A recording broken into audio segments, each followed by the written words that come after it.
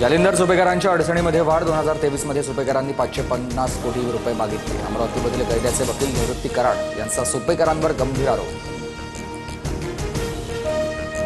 दिवाळीत सुपेकरांनी कैद्यांना 1200 रुपये किलोची जवळपास 5 कोटींची काजूकतली खायला घातली, मात्र कैद्यांनी ती खाल्लीच नाही। राजू शेट्टींचा सुपेकरांवर गंभीर आरोप।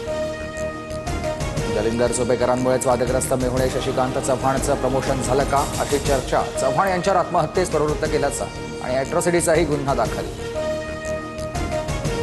दोन भावांनी बोललं पाहिजे, ठाकरे बंधूंच्या युतीच्या चर्चेवर अमित यांची पहिली प्रतिक्रिया।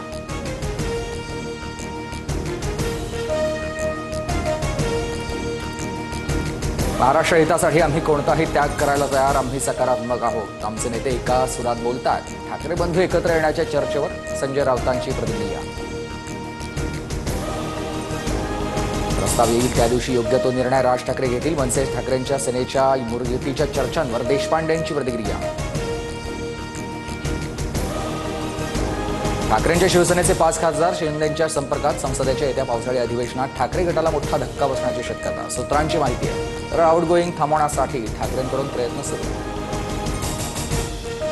उद्धव ठाकरे दबाव ब्लॅकमेलिंग सहन करणार नाहीत, पक्षविरोधी कारवाया केल्या तर कारवाई होईल, संजय राऊत आक्रमक।